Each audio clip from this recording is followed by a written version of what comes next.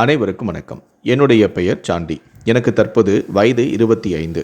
நான் காலேஜ் முடிச்சுட்டு ஒரு கான்ட்ராக்ட் மூலமாக தனியார் பணியில் இருக்கும் பெரிய ஆஃபீஸர்களுக்கு உதவி செய்யும் பணியாளாக வேலைக்கு சேர்ந்தேன்.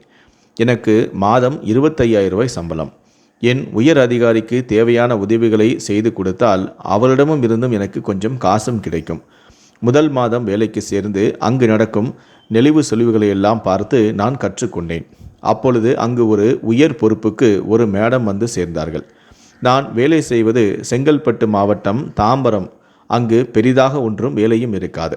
ஆஃபீஸுக்கு வரும் கோப்புகளை எடுத்து சரிபார்த்து அனுப்புவது மற்றும் மேடம் கூட காரில் உதவியாக சென்று ஆய்வுக்கு போவது என்று மட்டுமே இருக்கும். ஒரு ஆஃபீஸ் பாய் போல அலுவலக வேலைகள் முதல் எல்லாமே நான் செய்வேன். ஆகையால் பணியிடத்தில் சாண்டி என்று என்னோடு பெயர் மட்டுமே ஒலிக்கும். அந்த மேடத்துடைய பெயர் பவித்ரா. வயது 35. ரொம்ப சின்ன வயசுலேயே பெரிய பொறுப்புக்கு வந்து விட்டாங்க. அவங்களுக்கு ஒரு குழந்தையும் உண்டு. அவங்க வேலைக்கு சேலை கட்டி வந்தால் கல்வனின் காதலி படத்தில் வரக்கூடிய நயன்தாரா போல் சும்மா கும்முன்னு இருப்பாங்க. அவங்கள சேலையில் பார்க்கும்போதெல்லாம் அவங்களுடைய புருஷன் கொடுத்து வச்சவன்னு நான் நினைத்ததும் உண்டு. சில நேரங்களில் பவித்ரா மேடத்துடைய அழகை பார்த்து என்னால் அடக்கி கொள்ள முடியாமல் பாத்ரூமுக்கு கூட போயிட்டு வருவேன். அந்த அளவுக்கு பார்ப்பவருடைய உணர்வுகளை தூண்டிவிடும் விதமாக அழகாக இருப்பாங்க. பவித்ரா மேடம் பெரிதாக யாரிடமும் பேச மாட்டாங்க. நான் தினமும் உறுதுணையாக எல்லா வேலைகளையும் செய்து கொடுத்தாலும் கூட என்னிடமே சில வார்த்தைகள் மட்டுமே பேசுவாள். எப்படியாவது பவித்ராவை உஷார் பண்ணி அவளோடு சந்தோஷமாக இருக்க வேண்டும் என்ற ஆசை எனக்கு நாளுக்கு நாள் அதிகரித்து கொண்டே போனது. நான் காலேஜ் படித்த காலம் முதலேயே விளையாட்டு மற்றும் ஜிம் போன்ற விஷயங்களில் ரொம்ப ஆர்வமாக இருப்பேன். இப்போது வேலைக்கு வந்த பிறகு எல்லாம் என்னால் விளையாடப் போகவே முடியவில்லை. ஆகையால் தினமும் ஜிம் மட்டும் சென்று உடம்பை கட்டுக்கோப்பாக வைத்தும் இருப்பேன். மேலும் கடுமையான ஒர்க் அவுட் செய்து 6 பேக் வைக்கவும் ஆரம்பித்தேன். எனக்கு சீக்கிரமாக உடம்பு செக்ஸியாக மாறியது. என்னை இன்ஸ்டாவில் பல பெண்கள் பார்த்து வலிந்தும் பேசுவார்கள். அவர்களெல்லாம் உஷார் செய்து நான் பல இடங்களுக்கு அழைத்து சென்று தனிமையிலும் இருந்திருக்கிறேன். ஆனால் இப்போதோ எனக்கு பவித்ரா மேடத்துடன் மட்டுமே உல்லாசமாக இருக்க வேண்டும் என்ற ஒரு குறிக்கோளுடன் நான் தினமும் ஆஃபீஸுக்கு வந்து செல்கின்றேன். ஒரு முறை ஆஃபீஸ் வேலைகள் சரியாக நடக்கிறதா என்று பார்க்க சென்னையிலிருந்து ஒரு பெரிய ஆட்கள் வந்தார்கள். அப்பொழுது மேடம் ஒரு பிரச்சனையில் மாட்டிக்கொள்ளாமல் இருக்க ஒரு தேவையான கோப்பை சரியான நேரத்தில் நான் எடுத்து கொடுத்து அவங்களை காப்பாற்றினேன். அன்று முதல் மேடம் என்னிடம் நல்ல பேசவும் ஆரம்பித்தார்கள். என்னோட ஃபோன் நம்பரை வாங்கி சேவ் செய்தும் கொண்டார்கள். என்னை அவங்க வீட்டுக்கு எல்லாம் அழைத்து செல்லவும் ஆரம்பித்தார்கள். அவங்க புருஷன் மற்றும் குழந்தையிடமும் என்னை அறிமுகம் செய்து வைத்தார்கள்.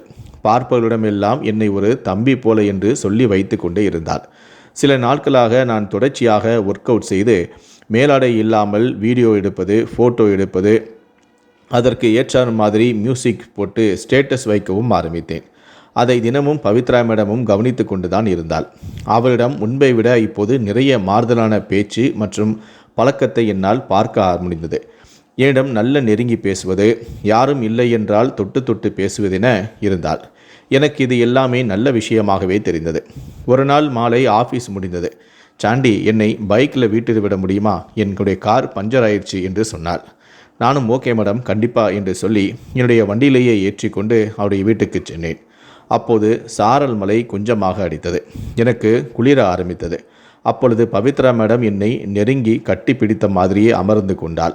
ஆகையால் அவளோட உடம்பு என் மீது ஒட்டி இருந்ததால் எனக்கு கொஞ்சம் உடம்பு சூடானது. எப்படியோ ஒரு வழியாக சமாளித்து கொண்டு அவங்களுடைய வீட்டுக்கு வந்து விட்டேன். என்னை வீட்டுக்குள் அழைத்தாள். நான் சென்று ஹாலில் அமர்ந்து கொண்டு பேசினேன். அவள் எனக்கு காஃபி போட்டு எடுத்து வந்து கொடுத்தாள். சார் இல்லையா மேடம் என்று நான் கேட்டேன். அவங்க பையனை அழைச்சிக்கிட்டு ஊருக்கு போயிருக்காங்க, வருவதற்கு 2 நாள் ஆகும் சாண்டி என்றும் சொன்னாள். எனக்கோ மனதில் குஷியாக இருந்தது. வெளிக்காட்டி கொள்ளாமலும் நானும் அமைதியாக இருந்தேன். இன்று மேடத்தை எப்படியாவது கரெக்ட் செய்துவிட்டு அவளுடன் சந்தோஷமாக இருக்க வேண்டும் என்றும் நான் நினைத்தேன். அவளோடு சந்தோஷமாக இருந்தால் எப்படி இருக்கும் என்றும் கற்பனை செய்து நான் பார்த்து கொண்டிருந்தேன். நாங்கள் இருவரும் மலையில் நனைந்தபடி வந்ததால் அவள் இப்போது பார்க்க கொஞ்சம் செக்ஸியாகவே இருந்தாள். அவள் அணிந்திருந்த ஜாக்கெட்டும் முழுக்க முழுக்க ஈரமாக இருந்தது. அவள் கொடுத்த காஃபியையும் ஒரு வழியாக குடித்து முடித்து விட்டேன். அதன் பிறகு என்ன பேசுவது என்று எனக்கு ஒன்றும் தெரியவில்லை. சரி மேடம், நான் வீட்டுக்கு கிளம்புகிறேன் என்று கிளம்பினேன். அப்போது சாண்டி, இப்போ எங்கே போகிற? கொஞ்சம் நேரம் இரு, மழை கொஞ்சம் விடட்டும், ஏற்கனவே நனைஞ்சிருக்க, இன்னும் கொஞ்ச நேரம் வெயிட் பண்ணிட்டு போ, மழை நின்ன பிறகு போ என்று சொன்னாள். ஆனால் என்னுடைய நல்ல நேரமோ என்னவோ தெரியவில்லை, மழை இப்போது அதிகமாக பெய்ய ஆரம்பித்தது. அதனால் மேடமோ, சாண்டி, நீ இன்னைக்கு போக வேண்டாம், வெளியே போக வேண்டாம், நீ நைட்டு என்னோடையே தங்கிடு, எனக்கும் கொஞ்சம் பாதுகாப்பாக இருக்கும் என்று சொன்னாள். நானும் யோசிக்காமல் சரி என்று சொல்லிவிட்டேன். அதன் பிறகு நாங்கள் இருவரும் அமர்ந்து பேசி கொண்டு இருந்தோம். அப்போது சாண்டி, உன்னோட 6 பேக்கை நான் பார்க்கலாமா என்றும் நான் கேட்டார். பாருங்க மேடம் என்று தயக்கப்படாமல் நான் என்னுடைய மேலாடையை கலட்டி உடம்பை நான் காட்டினேன்.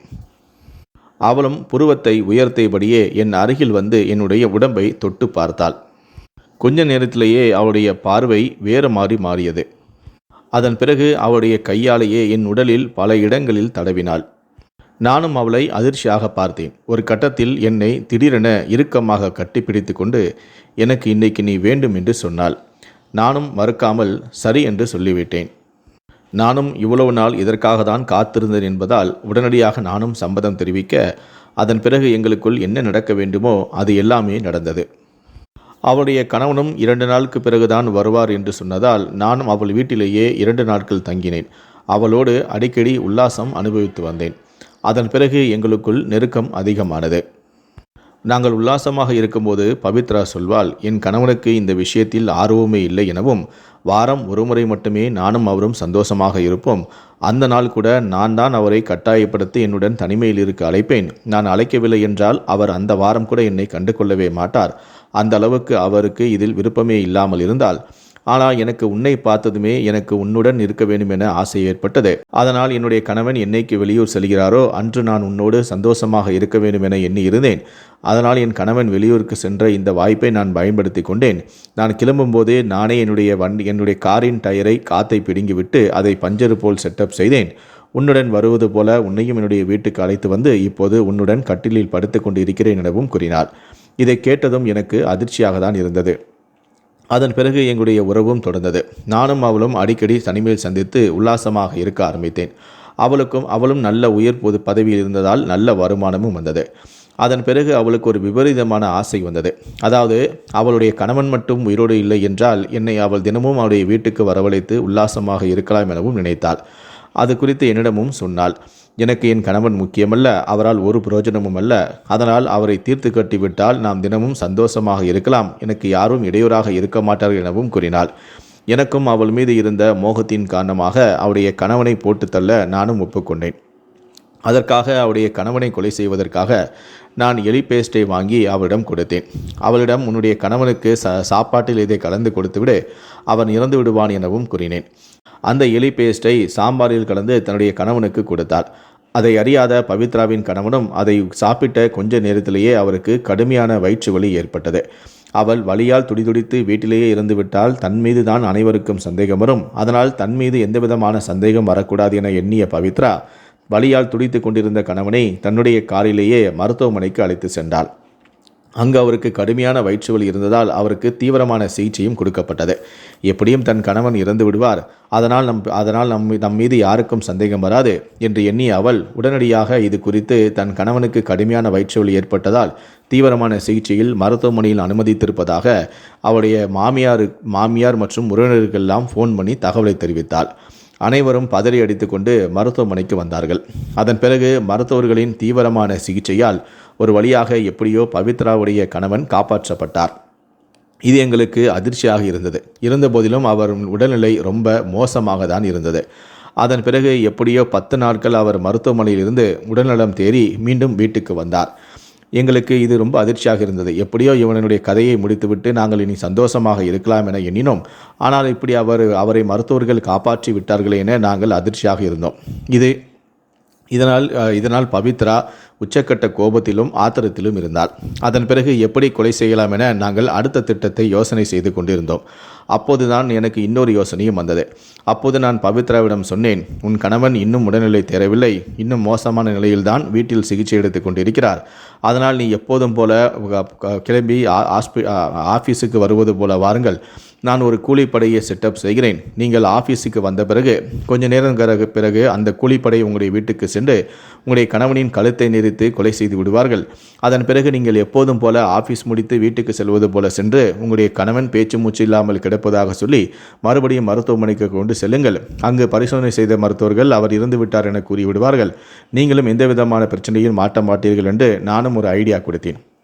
இந்த ஐடியாவும் நல்லா இருக்கிறது என்று எண்ணிய பவித்ரா இதை உடனடியாக செய்யுமாறு என்னிடம் கூறினாள். அதற்காக நாங்கள் கூலிப்படையை சேர்ந்த இருவரை பணம் கொடுத்து பவித்ராவின் கணவனை கொலை செய்ய நாங்கள் அனுப்பி வைத்தோம். எங்கள் திட்டத்தின் போலவே பவித்ரா ஆஃபீஸுக்கு வந்து அன்றாட செய்யக்கூடிய வேலைகளெல்லாம் செய்து கொண்டிருந்தாள். நானும் அவளுக்கு உதவியாக ஆஃபீஸில் வேலை செய்து கொண்டிருந்தேன். எங்களின் திட்டத்தின்படியே பவித்ராவுடைய வீட்டுக்கு கூலிப்படையை சேர்ந்த இருவர்கள் சென்றார்கள். அங்கு கதவு பூட்டப்பட்டாமல் சாத்தப்பட்டு இருந்ததால் அவர்களும் வீட்டுக்குள் எளிதாக சென்று விட்டார்கள். வீட்டில் சிசிடிவி கேமரா இல்லாததால் நாங்கள் மாட்ட மாட்டோம் என எங்களுக்கு உறுதியாக தெரிந்தது.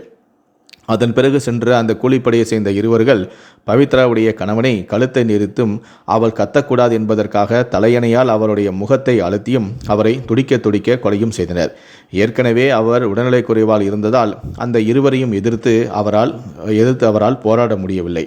அவர் உடல் ரொம்ப பலகீனமாக இருந்ததால் அவரால் எதிர்த்து போராட முடியாமல் அந்த கூலிப்படையினராலேயே அவர் கொடூரமாக கொலை செய்யப்பட்டு கிடந்தார். அதன் பிறகு அவர்கள் கதையை முடித்துவிட்டு எனக்கு மெசேஜ் அனுப்பினார்கள்.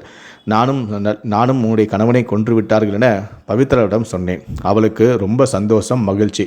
கதை முடிந்து விட்டது, இனி நாம் சந்தோஷமாக நினைத்த போதெல்லாம் உல்லாசமாக இருக்கலாம் எனவும் கூறினார். அதை கேட்டதும் எனக்கும் சந்தோஷமாக இருந்தது. அதன் பிறகு நான் பவித்ராவிடம் எவ்வளவு சீக்கிரம் முடியுமோ அவ்வளவு சீக்கிரம் உன் கணவனுடைய இறுதி சடங்கை முடித்து விடுங்கள், அப்போதுதான் யாருக்கும் சந்தேகம் வராது எனவும் கூறினேன். அவளும் அதற்கு சரி என்று சொன்னாள். அதன் பிறகு அவள் ஆபீஸை முடித்துவிட்டு அவளுடைய வீட்டுக்கு சென்றாள். அங்கு படுக்கை அறையில் அவனுடைய கணவன் பேச்சு மூச்சு இல்லாமல் கிடப்பதாக கூறி அவரை உடனடியாக அவள் மருத்துவமனைக்கு கொண்டும் சென்றாள். போகுவதற்கு முன்பாகவே தன்னுடைய மாமியார் மற்றும் சொந்த பந்தங்களுக்கெல்லாம் இந்த தகவலை சொல்லிவிட்டார். அவர்களும் பதறி அடித்துக்கொண்டு மருத்துவமனைக்கு வர பவித்ராவும் தன்னுடைய கணவனை மருத்துவமனைக்கு கொண்டு செல்ல எல்லாம் சரியாக இருந்தது. அந்த சமயத்தில் மருத்துவர் உடனடியாக பவித்ராவின் கணவனின் உடலை செக் செய்துவிட்டு அவர் வறுமொழியிலேயே இறந்துவிட்டார் என அதிர்ச்சியான தகவலை சொல்ல பவித்ரா அப்போதுதான் தெரியாதது போல நாடகம் ஆடினாள். தன் கணவனின் உடலை கட்டிப்பிடித்து கதறி அழுதாள். இந்த சின்ன வயசுலேயே என்னை விட்டுட்டு போயிட்டீங்களே, இனி இந்த குழந்தையை மட்டும் வச்சுக்கிட்டு நான் தனியாக என்ன செய்வேன் என்று சொல்லி அனைவரும் முன்னாடியும் கதறி அழுது தன்னுடைய நாடகத்தை அரங்கேற்றினாள். ஆனால் அந்த சமயத்தில்தான் பவித்ராவுடைய கணவனின் கழுத்தில் சிறு காயங்கள் இருந்ததை அவருடைய மாமியார் கவனித்து விட்டார். ஏற்கனவே அவர் 10 நாட்களாக மருத்துவமனையில் இருக்கும்போது அவருடைய மாமியார் பவித்ராவின் கணவனிடம் கேட்டிருக்கிறார். என்னாச்சு, ஏன் இப்படி திடீர்னு உனக்கு வயிற்று வலி வந்தது என்று கேட்கும்போது, தெரியலம்மா, என் பொண்டாட்டி எனக்கு சாம்பார் கொடுத்தா அதை நான் சாப்பிட்ட கொஞ்ச நேரத்தில் தான் எனக்கு இப்படி கடுமையான வலி வந்ததாக ஏற்கனவே அவர் சொல்லியிருந்தார். இதனால் இப்போது அவருடைய கழுத்திலும் காயங்கள் இருந்ததால் பவித்ராவின் மாமியாருக்கு பவித்ராவின் மீது சந்தேகம் இருந்தது. இதனால் அவர் இறுதி சடங்கை செய்யக்கூடாது என நிறுத்தி உடனடியாக போலீசிடம் சென்று புகார் அளித்து விட்டார். என்னுடைய மகனின் சாவில் எனக்கு சந்தேகம் இருப்பதாகவும் அதுவும் குறிப்பாக மருமகளின் மீது தான் எனக்கு சந்தேகம் இருப்பதாகவும் அவர் புகார் அளித்து விட்டார். இதை நானும் பவித்ராவும் கொஞ்சம் கூட எதிர்பார்க்கவே இல்லை, மாமியார் இப்படி புகார் அளிப்பார் என்று. அதன் பிறகு போலீசாரும் வழக்கு பதிவு செய்து பவித்ராவின் உடலை கைப்பற்றி பிரேத பரிசோதனைக்காக அனுப்பி வைத்தனர். கண்டிப்பாக நாங்கள் மாட்டிவிடுவோம் என்பது எங்களுக்கு உறுதியாக தெரிந்தது. என்ன செய்யலாம், ஏது செய்யலாம், எப்படி இந்த பிரச்சனையிலிருந்து தப்பிக்கலாம் என நாங்கள் யோசனை செய்து கொண்டு இருக்கும்போதே பிரேத பரிசோதனை அறிக்கையும் சீக்கிரமாகவே வந்துவிட்டது. அப்போது மருத்துவர்கள் அவர் இயற்கையாக இறக்கவில்லை, அவரை யாரோ கழுத்தை நெரித்தும் மூச்சு முட்ட வைத்தும் கொலை செய்து இருக்கிறார்கள் என அறிக்கையை கொடுக்க இது எங்களுக்கு பேரதிர்ச்சியை கொடுத்தது. அதன் பிறகு போலீசார் இந்த மர்ம வழக்கை கொலை வழக்காக மாற்றி உடனடியாக பவித்ராவை அழைத்து தங்கள் பாணியில் விசாரணை மேற்கொள்ள பயந்து போன பவித்ரா, எப்படியும் பிரேத பரிசோதனை அறிக்கையில் நாங்கள் மாட்டிவிட்டோம், இனி எப்படியும் உண்மையை மறைக்க முடியாது என அனைத்து உண்மைகளையும் வாக்குமூலமாக கொடுத்து விட்டாள். அவள் போலீஸில் நானும் சாண்டியும் தகாத உறவிலிருந்தோம். எங்களுடைய உறவை கடைசி வரை தொடர்வதற்கு என் கணவன் இடையராக இருந்ததால் அவருக்கு எங்களுடைய தகாத உறவு தெரிவதற்கு முன்பேயே அவரை கொலை செய்ய வேண்டும் என நாங்கள் திட்டமிட்டோம். என்னுடைய தகாத உறவு என் கணவனுக்கு தெரிந்தால் அவர் மற்றவர்களிடம் சொல்லிவிடுவார். அதனால் இவரை அதன் பிறகு கொலை செய்தால் கண்டிப்பாக நான் மாட்டிவிடுவேன் என்பதால் என்னுடைய தகாத உறவு என்னுடைய கணவனுக்கு தெரிவதற்கு முன்பாகவே அவருடைய கதையை முடிக்க வேண்டும் என நான் எண்ணினேன். அதற்காக தான் நானும் சாண்டியும் திட்டமிட்டு இந்த கொலையை செய்தோம் என அவள் வாக்குமூலமாக கொடுத்து விட்டார். இதை கேட்ட போலீசார் அதிர்ச்சியடைந்து முதலில் பவித்ராவை கைது செய்தனர். அதன் பிறகு கொலை வழக்காக பதிவு செய்து என்னையும் கைது செய்தனர். எங்கள் இருவரையும் நீதிமன்றத்தில் ஆஜர்படுத்தி தற்போது இருவரையும் சிறையில் அடைத்து விட்டனர். உயர் அதிகாரியோடு எனக்கு ஏற்பட்ட இந்த பழக்கத்தின் காரணமாக தற்போது நான் வாழ வேண்டிய வயதில் சிறையில் கம்பி எண்ணி கொண்டு இருக்கின்றேன்.